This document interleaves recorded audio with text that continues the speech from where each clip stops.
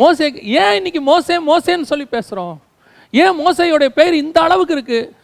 நம்மை போல சாதாரணமாய் பாடுள்ள ஒரு மனுஷன், நம்மை போலவே கஷ்டப்பட்டதான ஒரு மனுஷன், இன்னும் கேட்டால் நம்மளை விட அதிகமாக கிறிஸ்துவுக்காக பாடு அனுபவித்த மனுஷன், கிறிஸ்துவின் நிமித்தம் அவர் துன்பத்தை ஏற்றுக்கொண்டார்னு இருக்கு.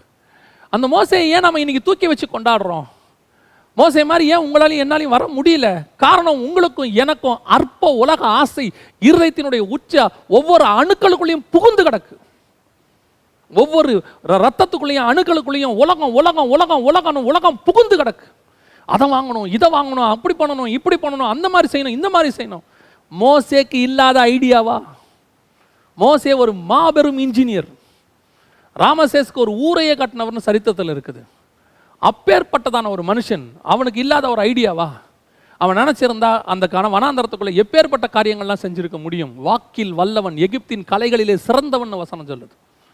அப்படிப்பட்ட ஒரு மோசையுடைய அணு எல்லாத்துக்குள்ள எது தெரியுமா கலந்துருந்தது? நான் என் தேவனை பார்க்கணும், என் தேவனை பார்க்கணும், அந்த மலையை பார்க்கணும். அதுதான் விருப்பம். இன்னைக்கு நம்ம மைண்டுக்குள்ள என்ன இருக்குது? ஒரு புது ஃபோன் வந்துச்சா உடனே அதை வாங்கணும். அதோடைய கான்ஃபிகரேஷன் என்ன, அது எப்படி இருக்குது, அதோடைய கேமரா பிக்சல் என்ன, எப்படியாவது அதை வாங்கிடணும். ஒரு புது வாட்ச் வருதா உடனே அந்த வாட்சை வாங்கிடணும். ஒரு புது ட்ரெஸ் வருதா உடனே அந்த அந்த அந்த குவாலிட்டியை நான் போய் போட்டு பார்த்துடணும். நம்முடைய அணுக்களுக்குள்ள ஊனுக்குள்ள எல்லாத்துக்குள்ளேயும் உலகம் புகுந்து கிடக்குது. ஆனால் வெளியே நிற்கும் போது ஸ்பிரிச்சுவலி நின்றுக்கிட்டு இருக்கிறோம். ஸ்பிரிச்சுவலி தான் நம்முடைய தாட்ஸ் ஃபுல்லாக, பேசுகிறத ஃபுல்லாக எல்லாம் இருக்குது. ஆனால் உள்ளுக்குள்ளே ஃபுல்லாக உலகம் கிடக்கு. உள்ளுக்குள்ளே எப்படி இருக்கணும் தெரியுமா? ஒவ்வொரு நிமிஷமும் ஒவ்வொரு நொடியும் நம்முடைய இருதயத்துக்குள்ள, ஐயோ நான் என் ஆண்டவரோடு கூட இருக்கக்கூடிய அந்த ஆவிக்குரிய அனுபவம் எனக்கு வந்துக்கிட்டே இருக்கணுமே, நான் நடந்துக்கிட்டே இருக்கணுமே, நான் பேசிக்கிட்டே இருக்கணுமே. ஒரு நிமிஷம் தேவனோடு கூட இருக்கிற உறவு போச்சுன்னா இயேசு கதறினார் பாருங்க, என் தேவனே என் தேவனே என்னை இது ஏன் என்னை கைவிட்டு, அந்த தாட்டு உங்களுக்கு எனக்கும் வரணும் ஒவ்வொரு நிமிஷமும். அதனால தான் அவன் சொல்கிறான், என்னை ஜெனிப்பித்த அந்த கண்மலையை, என்னை நடத்தி கொண்டு வந்த அந்த கண்மலையை நான் பார்க்கணுமே. எல்லாத்தையும் பார்த்த பிறகு சொல்கிறான். உபாகமத்தினுடைய 3ஆம் அதிகாரத்தில் அவன் சொல்கிறான். அப்படின்னா என்ன அர்த்தம்? அந்த 80 வருஷம் கர்த்தரோடு கூட அவன் நடந்திருக்கிறான்.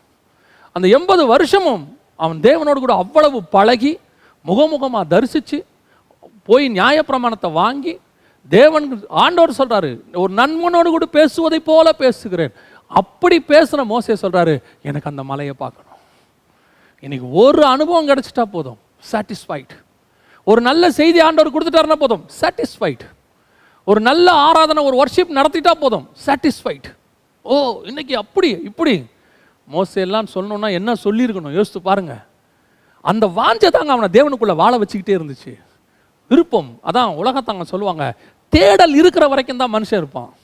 என்னைக்கு அந்த தேடல் போயிருச்சோ மனுஷன் போயிடுவாம்பாங்க. நான் சொல்கிறேன், ஆவிக்குரிய தேடல் இருந்துக்கிட்டே இருக்கணும். அந்த தேவனுக்கிட்ட இன்னும் ஆராய்ச்சியில் போயிட்டே இருக்கணும். இரவும் பகலும் அவரோட வேதத்தில் ஆராய்கிற மனுஷன் சொல்கிறான் சங்கீதக்காரன். அப்போ யோசித்து பாருங்க, அந்த ஜனிப்பித்த அந்த கண்மலையை அவன் பார்க்க ஆசைப்படுறான். அந்த மலையை நான் பார்க்க ஆவலாக இருந்தேன். எந்த மலை? என்னை நடத்திக்கிட்டு வந்துச்சு ஒரு மலை, எனக்காக அடிக்கப்பட்டுச்சு ஒரு மலை, எனக்காக ரத்தம் சிந்துச்சு, ஜீவ தண்ணீரை கொண்டு வந்துச்சு. அந்த மலையை நான் பார்க்கணும். இது 2வது. 3வதாக யாத்ராகமத்தின் புஸ்தகத்தில் 17ஆம் அதிகாரத்தில் இதே மோசே ஒரு கண்மலையை அடிக்கிறார்.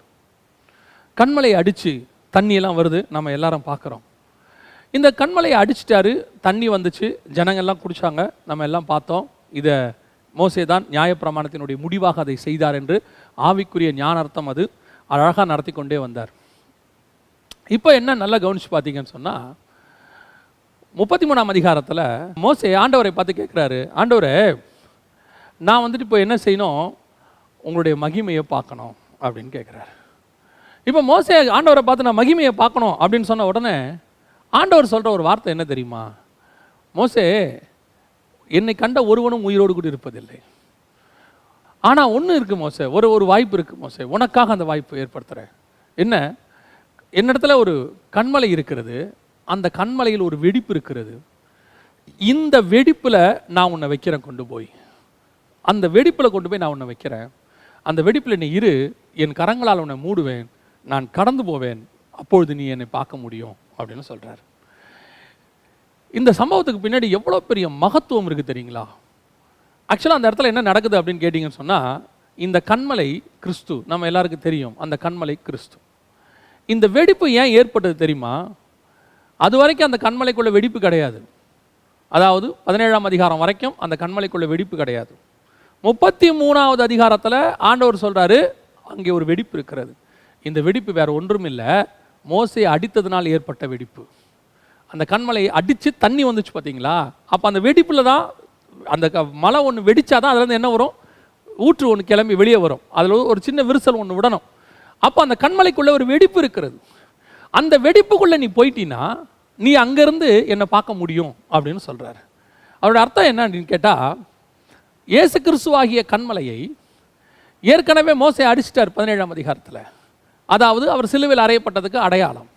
இப்போ அந்த இடத்துல வெடிப்பில் கொண்டு போய் மோசேயை உட்கார வைக்கிறார். இஸ்ரவேல் ஜனங்கள் நியாயப்பிரமாணத்தை ஃபாலோ பண்ணுறவங்களுக்கு தேவனை பார்ப்பதற்கு எந்த விதமான முகாந்திரமும் கிடையாது. பழைய ஏற்பாட்டு பரிசுத்தவான்கள் அத்தனை பேரும் அவருடைய நிழலைத்தான் பார்த்தார்கள், ஒருத்தர் கூட நிஜத்தை பார்க்கவில்லை. அவர்கள் வாக்குத்தத்தம் பண்ணப்பட்டதை அடையவில்லை என்று சொல்லி எபிரேயர் 11:39 சொல்லுது. அப்படின்னா இவங்களுக்கு வாக்குத்தத்தம் பண்ணதை அடையாமல் போய்விட்டார்கள். இவங்க யாருமே தேவனை தரிசிக்கலை. தேவனை தரிசிக்கலைன்னா நாம் பார்க்குற இந்த தேவனை சொல்கிறேன். நாம் இப்போது புதிய ஏற்பாட்டில் நமக்கு ஆவியில் வெளிப்படுகிற இந்த தேவனை அவர்கள் யாரும் பழைய ஏற்பாட்டில் சந்திக்க முடியவில்லை. அதனால தான் தேவனை ஒருவனும் ஒரு காலம் கண்டதில்லை என்று சொல்லப்பட்டிருக்கு. அப்படி இருக்கும்போது மோசே ஆசைப்பட்டுட்டார். ஆசைப்பட்ட உடனே ஆண்டவர், உனக்கு நான் ஒரு வாய்ப்பு கொடுக்குறேன் மோசே, உனக்கு நான் ஒரு வாய்ப்பு கொடுக்குறேன். என்ன செய்யலாம்? அந்த வெடிப்பு, நீ ஒரு கிறிஸ்து அடிக்கப்பட்டு அந்த வெடிப்பில் போய் நீ உட்காரணும், காயங்களுக்கு நடுவில். அதைத்தான் பவுல் சொல்கிறாரு, இரத்தத்தின் மூலமாக கிருபாசனத்திலே கிட்டி நெருங்கி சேருகிறோம். அப்படின்னா என்ன அர்த்தம்? கிறிஸ்துவினுடைய இரத்தத்தின் மூலமாக நீங்கள் மகா பரிசுத்த ஸ்தலத்துக்குள்ளே பிரவேசிக்கும் போது அந்த மகா பரிசுத்த ஸ்தலத்துக்குள்ளே தான் கிறிஸ்து இருக்கிறார். அங்கே தான் தேவன் இருக்கிறார். அங்கே தான் தேவன் உள்ளே இருந்து பேசுவார். அந்த இடத்திற்கு நீங்கள் போக வேண்டும் என்றால் கிறிஸ்துவின் ரத்தம் என்கிற திரைச்சீலை வழியாகத்தான் உள்ளே போகணும். அதான் வசனம் சொல்லுது, தன் சரீரம் என்கிற திரைச்சீலை வழியாக புதிதும் ஜீவனமான மார்க்கத்தை நமக்கு உண்டாக்கினார். இப்போ நம்ம அது வழியாக உள்ளே வரோம். அந்த ரத்தத்தின் வழியாக போய் அந்த கண்மலை வெடிப்புக்குள்ளே நம்ம உட்காந்துக்கிட்டோம்னா அங்கிருந்து நம்ம தேவனை பார்க்க முடியும். இதைத்தான் கர்த்தர் என்ன செய்கிறாரு, மோசேக்கு வெளிப்படுத்துறாரு. மோசே, ஒரு மலையை கண்மலை நீ அடிச்சியே, கிறிஸ்து அடிக்கப்பட்டாரு, அடிக்கப்பட்ட அந்த கிறிஸ்துவினுடைய காயங்களுக்கு நடுவில், அந்த ரத்தத்துக்கு நடுவில், வெடிப்புக்கு நடுவில் நீ உட்கார்ந்து கொண்டால் நீ என்னை பார்க்க முடியும். என்ன பார்க்க முடியும்? நான் கடந்து போவேன், என் பின்புறத்தை பார்ப்பாய். அப்படின்னா என்ன அர்த்தம்? தேவனுடைய பேக் சைடை பார்க்குறாரா? அப்படி அல்ல, பின்னால் நான் வெளிப்பட போகிற ஒரு காரியம் இருக்கிறது. எந்த காரியம் இருக்கிறது? இப்பொழுது நான் எரிச்சல் உள்ள தேவனாகவும் இப்பொழுது அக்கினிமயம் உள்ள தேவனாகவும் நான் இருக்கிறேன். ஒரு நாள் வரும், இதே பூமிக்குள்ளே நான் வருவேன். எப்படி வருவேன்? இரக்கத்தின் தேவனாக, கிருபையின் தேவனாக, அடிக்கப்படுகிற ஆட்டுக்குட்டியாக நான் பின்னால் வருவேன். அதை நீ பார்ப்பாய். அதைத்தான் கர்த்தர் அந்த இடத்துல சொல்றாரு. அந்த கிறிஸ்துவைத்தான் ஜனங்கள் பார்க்க முடியும். இயேசு மாம்சத்தில் வெளிப்பட்ட போது, மகிமையை குறைத்து கொண்டு வெளிப்பட்ட போது ஜனங்கள் அவரை பார்த்தார்கள். ஆனால் அதே கிறிஸ்துவை நான் பழைய ஏற்பாட்டில் முழு மகிமையோடு கூட பார்க்க முடியாது. அந்த வெளிப்பாடத்தான் மோசேக்கு ஆண்டவர் சொல்றாரு. இப்போ நீ அந்த கண்மலைக்குள்ள போய் உட்காரு, நீ அங்கே உட்காந்துக்கிட்டீங்கன்னா பின்னால் நான் ஒரு வெளிப்பாடு வைத்திருக்கிறேன். அந்த வெளிப்பாடை நீ பெற்றுக்கொள்ள முடியும். எந்த வெளிப்பாடு? கிறிஸ்து மாம்சத்தில் வெளிப்பட போகிற வெளிப்பாடு. அந்த மாம்சத்தில் வெளிப்படுகிற கிறிஸ்துவை எப்படி பார்க்க முடியும்? இயேசு கிறிஸ்துவினுடைய மரணத்தின் வழியாக நீ பார்க்க முடியும். அதைத்தான் அந்த இடத்துல சொல்லப்பட்டிருக்கிறது. பின்னால் நான் வெளிப்பட போகிறேன், பின்புறம், பேக் சைட், எனக்கு பின்னாடி ஒரு சரித்திரம் இருக்கிறது. அதைத்தான் அந்த இடத்துல மோசே பார்க்கிறார். அந்த கண்மலையின் வெடிப்புக்குள்ளே உட்கார்ந்து அந்த வெளிப்பட போகிற கிறிஸ்துவினுடைய சாயலை அவர் அந்த இடத்துல பார்க்கிறார். இப்போ அவர் அந்த கண்மலை வெடிப்புக்குள்ளே போய் உட்கார்ந்துருக்கிறார். இந்த கண்மலை, அடிக்கப்பட்ட கண்மலை இருக்கு இல்லைங்களா, இந்த கண்மலையைத்தான் அவர் பார்க்கணும்னு ஆசைப்படுறாரு. ஏன்? நான் தேவனை தரிசிப்பதற்கு காரணமாக இருந்த ஒரு கண்மலை இருக்கிறது. இந்த கண்மலை கிறிஸ்துவாக வெளிப்படும். அந்த கிறிஸ்துவாய் வெளிப்படுகிற கண்மலையைத்தான் நான் மர்ருவ மலையிலே பார்க்க போகிறேன். இப்போ நான் அந்த மலையைத்தான் பார்க்கணும். ஏன்? என்னை தேவனை பார்க்க வைப்பதற்கு ஒரு மலை காரணமாக இருந்தது, ஒரு வெடிப்பு. நான் தேவனை தரிசிப்பதற்கு ஒரு கண்மலை காரணமாக இருந்தது. அந்த கண்மலையை நான் பார்க்க வேண்டும் என்று அவர் ஆசைப்படுகிறார். என்ன ஒரு வார்த்தை பாருங்க, அந்த மலையை நான் பார்க்க ஆவலாக இருந்தேன். எந்த மலை? அந்த கிறிஸ்துவை, அந்த தேவனை, சீயோன் மலையில் இருக்கக்கூடிய அந்த தேவனை நான் தரிசிப்பதற்கு காரணமாக இருக்கிற ஒரு கண்மலை இருக்கிறது. அந்த கண்மலையைத்தான் நான் மர்ருவ மலையிலே பார்க்க போகிறேன். அந்த மலையை நான் பார்க்க வேண்டும். இன்னைக்கு நாம் அத்தனை பேருமே அந்த கிறிஸ்துவினுடைய காயங்களுக்குள்ள தான் மறைந்து உட்கார்ந்துருக்கிறோம். நம்மளை பத்து உன்னத பாட்டின் புஸ்தகம் 2ஆம் அதிகாரம் சொல்லுது, கண்மலையின் வெடிப்புகளிலும் சிகரங்களின் மறைவிடங்களிலும் தங்கி இருக்கிற என் புறாவே. சபையை பார்த்து ஆண்டவர் சொல்றாரு, கண்மலையின் வெடிப்பில் தங்கி இருக்கிற என் புறாவே என்று சொல்லுகிறார். அப்படின்னா நாம எல்லாருமே அன்னைக்கு மோசே எந்த மலைக்குள்ள இருந்தாரோ, மோசே எந்த மலைக்குள்ள அவர் தன்னை பதுங்கி இருந்தாரோ, அதே மலைக்குள்ள தான் இன்னைக்கு நீங்களும் நானும் பதுங்கி இருக்கிறோம். அவர் கண்மலையின் வெடிப்புக்குள்ள இருந்தார், அதே கண்மலையின் வெடிப்புக்குள்ள தான் இந்த புறா இருக்குது. இப்போ நாம எல்லாருமே இருக்கிறோம். நம்மளை தான் சொல்றாரு, என் புறாவே, என் உத்தமியே, என் சகோதரியே. ஆண்டவர் மணவாட்டியை பார்த்து தான் சொல்றாரு. அப்ப இந்த மணவாட்டிக்கு அந்த ஆவல் இருக்கணும். எந்த ஆவல் இருக்கணும்? அந்த வெடிப்பு, கண்மலை வெடிப்புக்குள்ள நான் உட்கார்ந்து என் தேவனை நான் தரிசிக்கிறேனே, அந்த தேவனை நான் பார்க்க வேண்டும் என்கிற ஆவல் உங்களுக்கு எனக்கு இருக்கணும். இருக்குதா? இன்னைக்கு நம்ம அந்த கண்மலை வெடிப்புக்குள்ள முதல்ல போய் உட்கார்ந்து இருக்கிறோமா? முதல்ல கிறிஸ்துவின் மூலமாக நமக்கு கிடைச்சிருக்கிற ஆசீர்வாதங்கள் இருக்குதுல்ல, அதை முழுவதுமாக சுதந்திரிச்சிருக்கிறோமா? இன்னைக்கு நம்ம கிறிஸ்துவின் மூலமாக வரக்கூடிய ஆசீர்வாதங்களை, உலக ஆசீர்வாதங்களை பற்றி மட்டுமே பேசிக்கிட்டு இருக்கிறோம். கிறிஸ்துவினால் வரக்கூடிய ஆவிக்குரிய ஆசீர்வாதங்கள் இருக்குது. என்னைக்காவது அதை நம்ம சுதந்திரிச்சிருக்கிறோமா? அதில் ஆவிக்குரிய ஆசீர்வாதத்தில் ஒன்று என்ன தெரியுமா? கண்மலை வெடிப்புக்குள்ள போய் உட்காந்து பிதாவை தரிசிக்கிறது. இன்னைக்கு முடியுமா நம்மளால? அதைத்தான் யோவான் செய்தார். கர்த்தருடைய நாளில் நான் ஆவிக்கு உள்ளானேன். ஆவிக்கு உள்ளானேன்னா என்ன அர்த்தம்? 2ஆம் அதிகாரம் அப்போஸ்தலர் பட்டியலே அவர் பரிசுத்தாவின் அபிஷேகத்தை பெற்றுக்கொண்டார் யோவான். அப்பவே பரிசுத்தாவின் அபிஷேகத்தை பெற்றுக்கொண்டார்னு வசனம் சொல்லுது. ஆனால் 4ஆம் அதிகாரம் வெளிப்படுத்தின விசேஷத்தை சொல்லும் போது சொல்றாரு, கர்த்தருடைய நாளில் நான் ஆவிக்கு உள்ளானேன். அப்படின்னா என்ன அர்த்தம்? பரிசுத்தாவி எனக்குள்ள வந்தது 2ஆம் அதிகாரத்தில், ஆவியானவருக்குள்ள நாம் போனது 4ஆம் அதிகாரத்தில் வெளிப்படுத்தல. நான் ஆவியானவருக்குள்ள போகணும். நான் அந்த ஆவிக்குள்ள போய் தங்கி இருக்கும்போது, இங்கே மோசே கண்மலைக்குள்ள உட்கார்ந்து இருக்கும் போது தேவனுடைய பின்புறத்தை, அதாவது வரக்கூடிய காரியங்களை கண்டார். இதே காரியத்தை தான் யோவான் எழுதுறாரு, நான் கர்த்தருடைய நாளில் ஆவிக்குள்ளாகும் போது இங்கே ஏறி வா, இவைகளுக்கு பின்பு சம்பவிப்புகளை நான் உனக்கு காட்டுவேன். அப்போ கண்மலையின் வெடிப்புக்குள்ள இருக்கும்போது தேவனுடைய பின்னால் நடக்கிறத மோசே பார்க்கும்படி, அதே ஆவிக்குள்ளாகிற அனுபவத்துக்குள்ள வரும்போது பின்னால் நடக்கிற சம்பவங்களை யோவான் பார்க்கிறார். நீங்களும் நானும் அந்த இடத்துக்கு தான் வரணும். அவர் கண்மலைக்குள்ள போய் உட்கார்ந்தார், நாம் ஆவிக்குள்ள போய் உட்காரணும். ஆவியானவருக்குள்ள போய் உட்காரும் போது இனி வரும் காரியங்களை நமக்கு அவர் போதிப்பார். இங்கே ஏறி வா, இனி சம்பவிப்புகளை நான் உனக்கு காண்பிப்பேன். அந்த அனுபவம் இருக்குதா? அந்த ஆசை இருக்குதா? அப்படி ஒரு எண்ணமாவது இருக்குதா? இனிமேல் வரக்கூடிய காரியங்களை, நமக்கு நிகழ்கால எதிர்காலத்தை பற்றின பயம் தான் இருக்குது, எதிர்காலத்தை பற்றின வாஞ்சை இல்லை. எதிர்காலத்தை பற்றின உலக பிரகாரமான எதிர்காலத்தை பற்றி நீங்கள் யோசிச்சிங்கன்னா உங்களுக்கு பயம் வரும். ஆவிக்குரிய எதிர்காலத்தை யோசிச்சிங்கன்னா விருப்பம் வரும். ஆவிக்குரிய விதத்தில் எதிர்காலத்தை பற்றின ஒரு விருப்பம் வரணும் உங்களுக்கு. ஆண்டவரே, நான் இன்னும் அதை பார்க்கணும். ஆண்டவரே, பாட்டு மட்டும் பாடுறோம், உம்மை முகமுகமாய் பார்க்கணும், நான் உம்மை தரிசிக்கணும், நான் உம்மை பார்க்கணும், எல்லாம் பாடுறோம். ஆனால் அந்த வாஞ்சை இருதயத்துக்குள்ள இருக்குதா? நீங்கள் தெரிஞ்சுக்கோங்க, இன்னும் தேவனிடத்தில் அநேக பொக்கிஷமான காரியங்கள் புதைந்து கிடக்கிறது. எத்தனையோ வெளிப்பாடுகளை கர்த்தர் வச்சுக்கிட்டு காத்துக்கிட்டு இருக்கிறார். அந்த வெளிப்பாடுகளை எல்லாம் பெற்றுக்கொள்ள வேண்டும் என்று சொல்லி கர்த்தர் விரும்புகிறார். யாருக்காவது சொல்லணும்னு விரும்புகிறார்.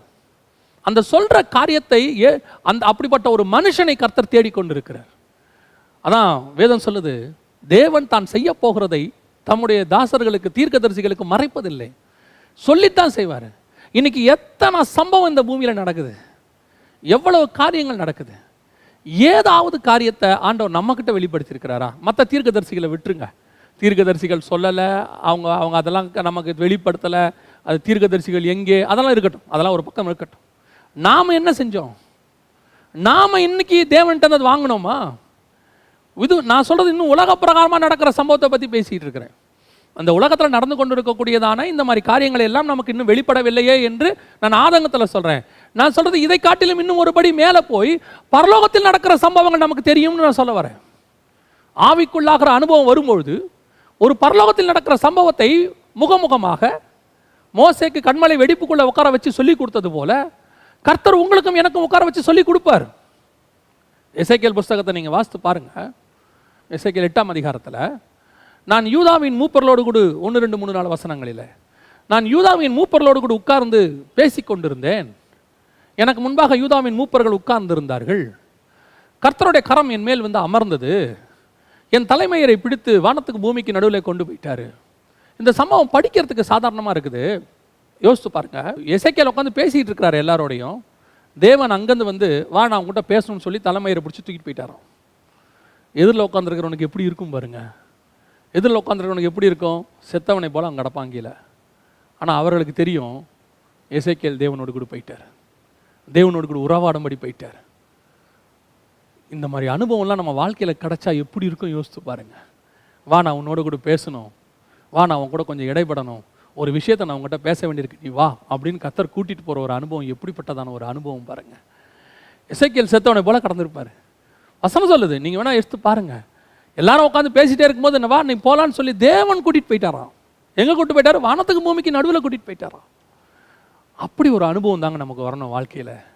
எத்தனை நாளைக்கு இன்னும் மனுஷங்களோட உட்காந்து பேசிக்கிட்டு இருக்கிறதே பெரிய மேன்மையாக கருத போகிறோம்? சில நேரத்தில் உட்காந்து மனுஷங்களோட பேசும்போது ஸ்பிரிச்சுவலி தான் நான் சொல்கிறேன், நானும் உலக பிரகாரமாக பேசுகிற காரியத்தை பற்றி நான் பேசவே இல்லை. அதெல்லாம் நம்ம விட்டு தூரம் வந்து ரொம்ப நாள் ஆயிடுச்சு.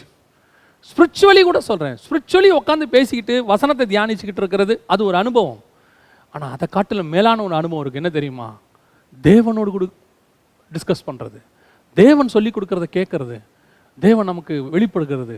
அப்படிப்பட்டதான ஒரு அனுபவம். எப்போ அந்த அனுபவம் தெரியுமா? கண்மலையின் வெடிப்புக்குள்ளே போய் உட்காரும் போது தான் அந்த அனுபவம் ஒன்று வரும். ஆவிக்குள்ளாகிற அனுபவம் வரும்போது தான் அப்படி ஒரு காரியம் வரும். எவ்வளவுக்கு எவ்வளவு உங்களால் அந்த ஃபோன் கான்வர்சேஷன்ஸை நிறுத்த முடியுமோ நிறுத்துங்க. எவ்வளோக்குள்ள மனுஷ கான்வர்சேஷன் நிறுத்த முடியுமோ நிறுத்துங்க. அத்தியாவசியத்துக்கு மட்டும் பேசுங்க, அனாவசியமான காரியங்களை நிறுத்துங்க. அதான் வசனம் தெளிவாக சொல்லுது, தேவையில்லாத வார்த்தைகள் கெட்ட வார்த்தைகளாம் பைபிளை படி.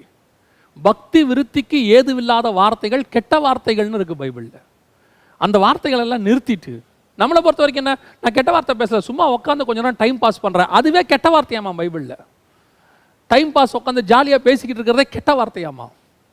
உட்காந்து தேவனோடு கூட டிஸ்கஸ் பண்ணி ஆண்டவர் சொல்கிற வார்த்தைகளை, ஆண்டவரே எனக்கு வெளிப்பாடுகளை கொடுங்க, ஆண்டவரே இனி சம்பவிக்க போக நான் பார்க்கணும் ஆண்டவரே.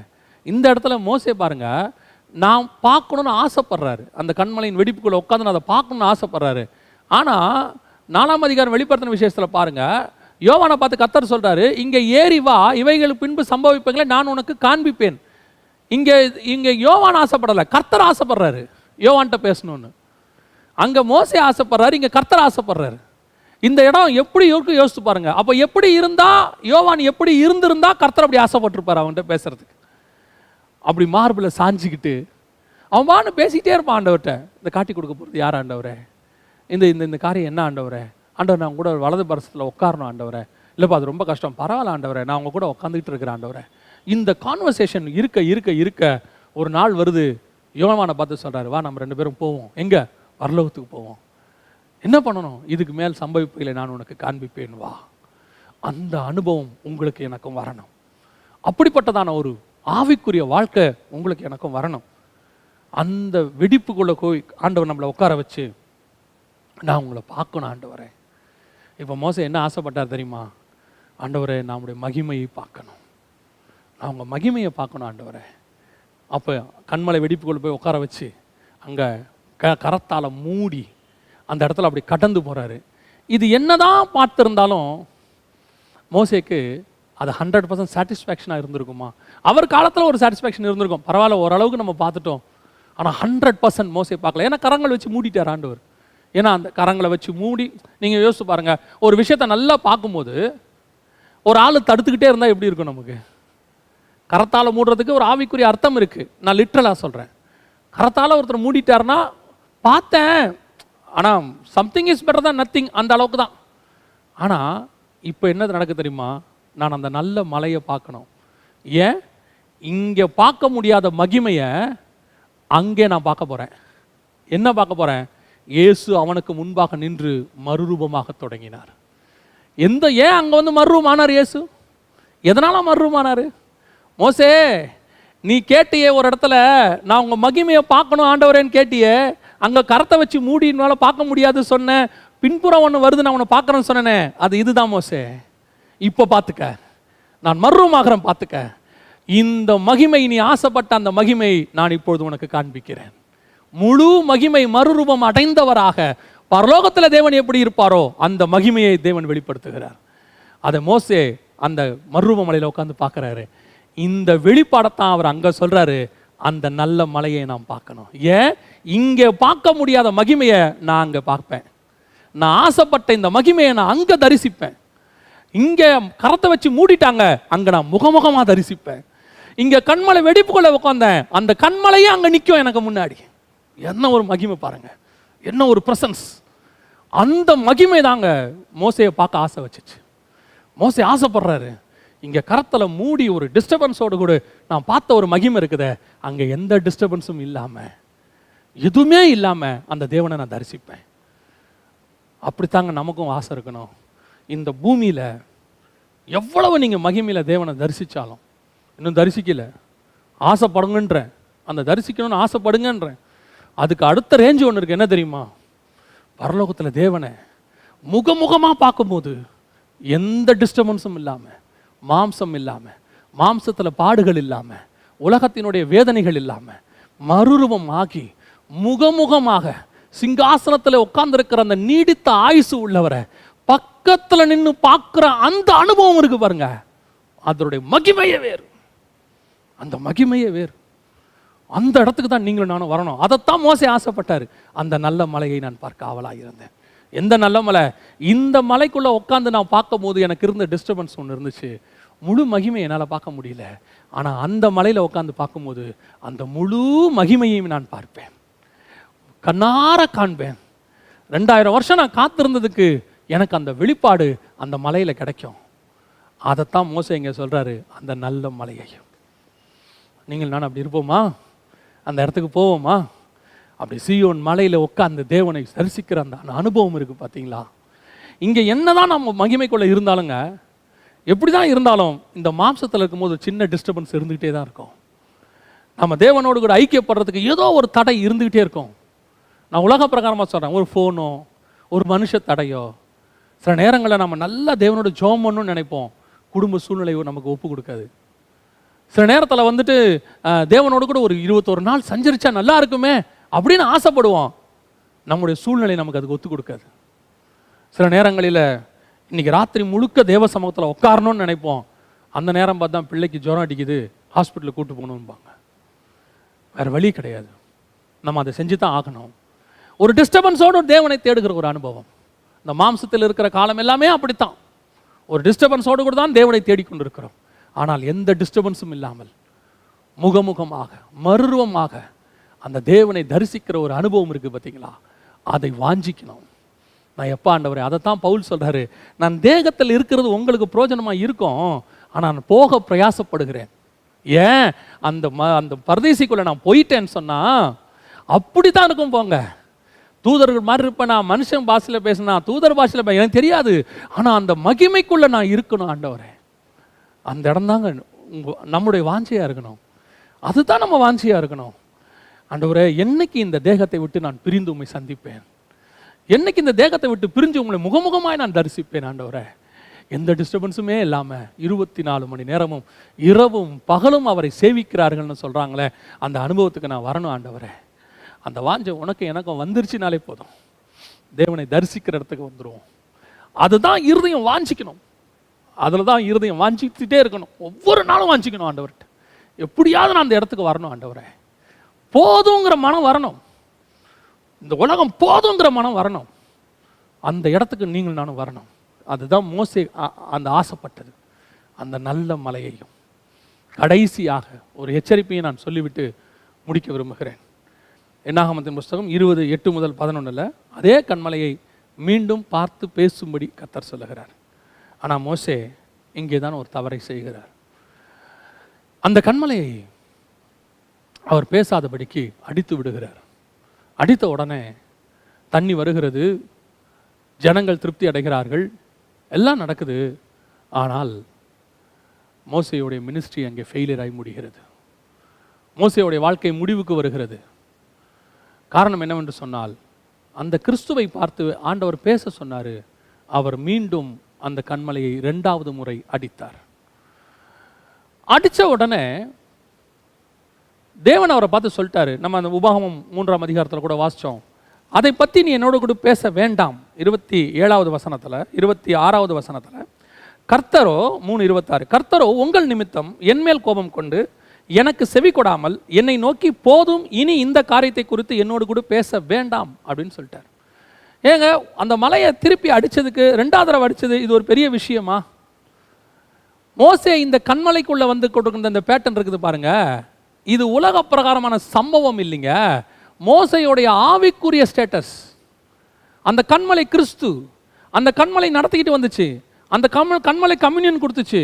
அந்த கண்மலை வந்துட்டு அப்பம் கொண்டு வருது, கம்யூனியன் நடக்குது. இந்த கண்மலை நடத்தி கொண்டே வருது.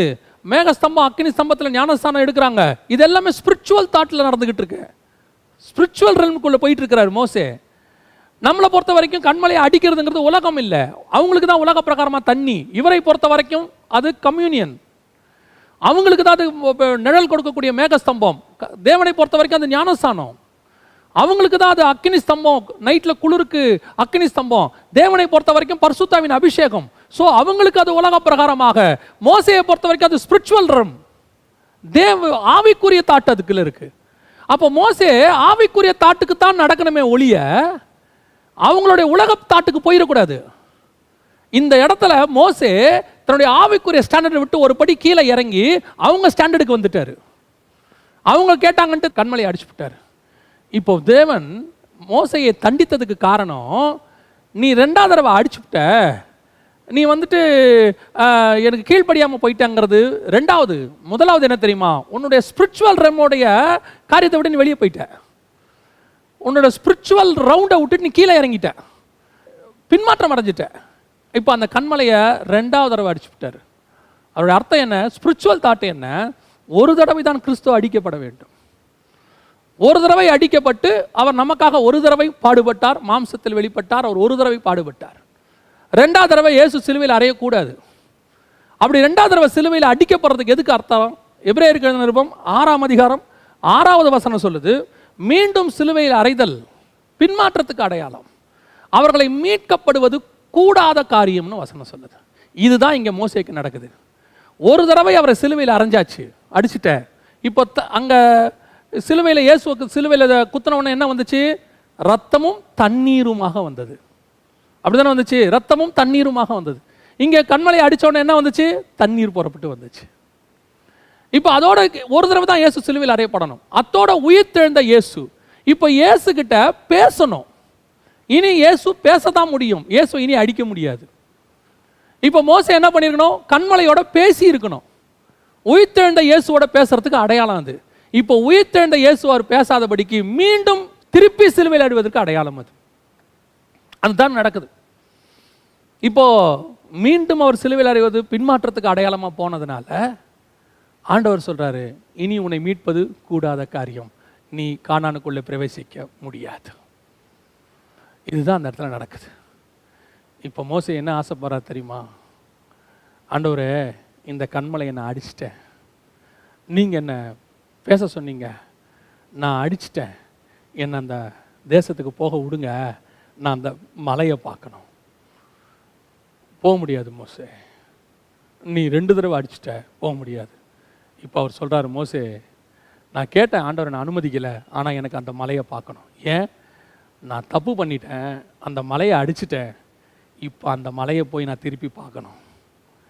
நான் அடிக்கக்கூடாத மலையை அடிச்சுவிட்டேன், அந்த மலையை நான் போய் திருப்பி பார்க்கணும். நான் போய் அந்த மலைக்கிட்ட ஒரு மன்னிப்பு கேட்கணும். நீங்களும் நானும் ஏன் பரலோகத்துக்கு போகும்போது அழுகுறோம் தெரியுமா? 7ஆம் அதிகாரம் வெளிப்படுத்தின விசேஷம் சொல்லுது, ஆட்டுக்குட்டியானவர் தாமே அவர்கள் கண்ணீர் யாவையும் துடைப்பாருன்னு இருக்குது. ஏன் துடைக்கிறார் தெரியுமா? ஏங்க பரலோகத்தில் கண்ணீர் வருது? மாம்சத்தில் தானே அங்கே சுரபிலாம் இருக்குது, கண்ணீர் சுரபிலாம் இருக்குது. அங்கே தான் ரத்தமும் மாம்சமே இல்லையே. அங்கே போகும்போது நமக்கு ஏங்க கண்ணீர் வரப்போகுது அப்படின்னு நீங்கள் கேட்டிங்கன்னு சொன்னால் நல்லா தெரிஞ்சுக்கொள்ளுங்க. அங்கே போகும்போது இந்த கண்மலையை நான் பலமுறை பூமியில் அடித்திருக்கிறேன், பலமுறை நான் பின்மாற்றம் அடைந்திருக்கிறேன், பலமுறை நான் இந்த கிறிஸ்துவை மீண்டும் மீண்டுமாக சிலுவையில் அறைந்திருக்கிறேன். எத்தனையோ முறை இந்த இயேசுவுக்கு பிரியமில்லாத காரியங்களை என் வாழ்க்கையில் நான் செய்திருக்கிறேன். இந்த கண்மலை எனக்கு நல்ல கண்மலையாக தான் இருந்தது. அது என்னை நடத்தி கொண்டு வந்தது, அது என்னை ஜனிப்பித்தது, அது என்னை ரட்சித்தது, அது என்னை வாழ்க்கை முழுவதும் நடத்தி கொண்டே வந்தது. ஆனால் ஒரு நாள் வந்தது, அந்த கண்மலையை நான் அடித்து விட்டேன். எனக்காக அடிக்கப்பட்ட கண்மலையை மீண்டும் நான் சிலுவையில் அறைந்தேன், என்னுடைய அக்கிரமங்கள், என்னுடைய பாவங்கள். ஆனாலும் கூட அந்த கண்மலை என்னை மன்னித்து அந்த சீயோன் மலையிலே மீண்டும் தன் மகிமையை எனக்கு வெளிப்படுத்தினது. இப்படிப்பட்ட எனக்கா உம்முடைய மகிமையை வெளிப்படுத்தினீர் என்று சொல்லித்தான் அந்த ஜனங்கள் ஆட்டுக்குட்டியானவருக்கு முன்பாக அழுகிறார்கள். நீங்களும் நானும் அப்படித்தான் அழப்போகிறோம். உங்களையும் என்னையும் பரலோகத்துக்கு கூட்டு போகிறதுக்கு எந்த முகாந்திரமும் கிடையாது. ஏன்னா மோசே அந்த மலையை 2வது முறை தான் அடித்தார். நீங்கள் நானும் 20 தடவை அடிச்சிருக்கிறோம், 200 தடவை அடிச்சிருக்கிறோம். ஆவிக்குரிய வாழ்க்கையை கொஞ்சம் ஆராய்ஞ்சு பாருங்க. ஒரு தடவை தான் சிலுவையை இயேசு அரைஞ்சிருக்கிறோமா? எத்தனை முறை எத்தனை முறை எத்தனை முறை சிந்தனையில் இயேசுவை நாம் சிலுவையில் அரைஞ்சிருக்கிறோம்? எத்தனை முறை செல்ஃபோனை பார்க்கும்போது இயேசுவை சிலுவையில் அரைஞ்சிருக்கிறோம்? எத்தனை முறை பேசும்போது சிலுவையில் அரைஞ்சிருக்கிறோம் இயேசுவை? எத்தனை முறை யாருக்கும் தெரியாத நினைச்சு தனி ரூம்ல இயேசுவை சிலுவையில் அரைஞ்சிருக்கிறோம்? ஆண்டவர் பார்த்துட்டு இருக்கிறார். ஒவ்வொரு முறை நீ பாவம் செய்யும் போதெல்லாம் நீ இயேசுவை மீண்டும் சிலுவையில் அறைகிறாய். அப்படி சிலுவையில் அறையப்படும் போதெல்லாம் அந்த கண்மலை பார்த்து கொண்டே இருக்கும். மீண்டும் பிரவேசிக்க முடியாது. பரம கானானுக்குள்ளே உன்னாலும் என்னாலும் பிரவேசிக்க முடியாது.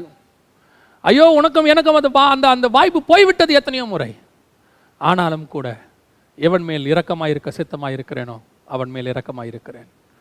எவன் மேல் கிருபையாயிருக்க சித்தமாயிருக்கிறேனோ அவன் மேல் கிருபையாயிருக்கிறேன். என்னிடத்துல ஒரு வெடிப்பு உண்டு, நீ அங்கே வந்து தங்கியிரு.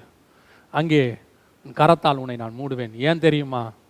நீ பார்க்கக்கூடாதுங்கிறதுக்காக அல்ல, உன் பாவம் வெளியே தெரியக்கூடாது என்பதற்காக, உன் மாம்சம் தெரியக்கூடாதுன்றதுக்காக கர்த்தர் மூடுறாரு. ஒருவரும் சேரக்கூடாத ஒளியிலே வாசம் பண்ணக்கூடிய தேவன் பாவத்தை பார்க்க மாட்டாத சுத்த கண்ணன். அவர் ஏன் கரங்களை வச்சு உன்னை என்னை மூடுறார் தெரியுமா? அவர் தன்னை உனக்கு வெளிப்படுத்தக்கூடாது என்பதற்காக அல்ல. உன் பாவம் நியாயமான முறைப்படி சுட்டெரித்து போட வேண்டிய பாவம். ஆனாலும் கூட என் கரத்தால் உன்னை நான் மூடுகிறேன். உன்மேல் நான் இரக்கமாய் இருக்கிறேன், உன்மேல் நான் கிருபையாய் இருக்கிறேன். பயப்படாதே. ஒரு நாள் வரும், ஒரு மலையிலே நீ என்னை முகமுகமாய் தரிசிப்பாய். நீ என்னை முகமுகமாய் தரிசிக்கிற காலம் ஒன்று வரும். அந்த மலையிலே நானும் நீயும் உட்கார்ந்திருக்க போகிறோம். அந்த மலையிலே நாம் 2 பேரும் சந்திக்க போகிறோம். அந்த மலையில நான் உனக்கு முன்பாக மறுரூபமாவேன். உனக்கு முன்பாக என் முழு மகிமையை நான் வெளிப்படுத்துவேன். நீ இந்த பூமியில என்னை குறித்து என்னென்னலாம் ஆசைப்பட்டியோ அத்தனையும் அங்கே நான் உனக்கு காண்பிப்பேன். ஆனா உனக்கு அந்த வாஞ்சை இருக்கணும், நமக்கு அந்த வாஞ்சை இருக்கணும். ஆண்டவரே நான் அதை பார்க்கணும். ஆண்டவரே மோசேக்கு என்ன ஆசைப்பட்டிருக்கணும் நியாயமா சொல்லுங்க பார்ப்போம். ஆண்டவரே நான் எகிப்தில் பார்வோன் குமாரத்தின் மகனாக இருந்தவன். ஆண்டவரே நான் அதுக்கப்புறம் வனாந்தரத்துக்கு இந்த 80 வருஷமும் வனாந்தரத்தில் தான் ஆண்டவரை சுற்றுறேன். அந்த கானானில் போய் நல்ல ஒரு வீடு வாங்கி என் சாவர வரைக்கும் நான் நிம்மதியாக இருக்கணும். ஆண்டவரை நம்ம அப்படி தானே சொல்கிறோம். கஷ்டப்பட்ட ஆண்டவரை கடைசி காலத்துலையாவது நான் நிம்மதியாக சாகணும், அப்படி தானே சொல்கிறோம். மோசே என்ன கேட்டிருக்கணும்? ஆண்டவரே இந்த வெயிலில் வனாந்தரத்தில் வெறும் மண்ணாவையும் இதையும் தின்னி அழுத்து போச்சு. ஆண்டவரை அந்த கானானுக்குள்ளே போய் அந்த திராட்சை பழம்லாம் பார்த்தாங்களே, அந்த மாதிரி நல்ல தோட்டம் துறவை போட்டு நல்ல ஒரு ஊற்று போட்டு நல்ல ஒரு கோபுரத்தை கட்டி அதுக்கு நடுவில் நல்ல தலைக்கு மேலே கையை வச்சு சாஞ்சு தூங்கணும். ஆண்டவரை அதானே கேட்டிருக்கணும். நம்ம அதானே இப்போ கேட்டுக்கிட்டு இருக்கிறோம். வேற என்ன கேட்குறோம் ஆண்டவர்கிட்ட? ஆனால் மோசே கேட்டது என்ன தெரியுமா? நான் அந்த நல்ல மலையை பார்க்கணும். ஆண்டவரே ஏன் உங்கள் மகிமை ஒன்று வெளிப்படும் தெரியுமா? அந்த மகிமையில் அந்த மலையில் நீங்களும் நானும் மட்டும் இருப்போம் தெரியுமா? அங்கே நம்ம 2 பேரும் உட்காந்துருக்கும் போது நீங்கள் உங்கள் மகிமை எனக்கு வெளிப்படுத்துவீங்க தெரியுமா? அதை நான் பார்க்கணும் ஆண்டவரை இப்போவே. அந்த ஆசை தான் உங்களுக்கு எனக்கும் வரணும். நீங்களும் நானும் சிலுவையில் அரைஞ்சிட்டோம், அந்த கண்மலையை அடிச்சிட்டோம். ஒரு தடவைக்கு 2 தடவை அடிச்சிட்டோம், 2 தடவைக்கு 20 தடவை அடிச்சிட்டோம். இனி ஒரு தடவை கூட அந்த கண்மலையை அடிக்கக்கூடாது. இனி ஒரு தடவை கூட அந்த கண்மலையை அடிக்கக்கூடாது. இதுதான் கடைசி.